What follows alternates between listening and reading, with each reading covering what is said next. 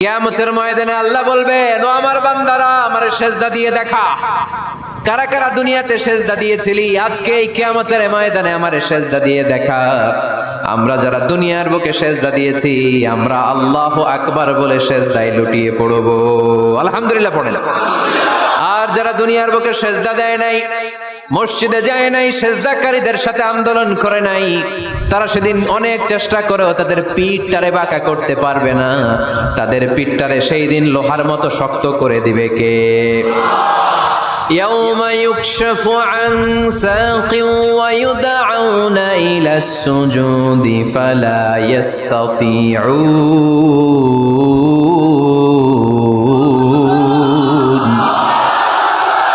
সেদিন আল্লাহ তাআলা উনার পায়ের গোছা উন্মুক্ত করবেন, পায়ের গোছা দেখাবেন আর বলবেন, সেজদা দাও, সেজদা দাও। কারা দুনিয়াতে সেজদা দিয়েছো এখনই টের পাওয়া যাবে। আমরা আল্লাহু আকবার বলে সেজদায় লুটিয়ে পড়ব।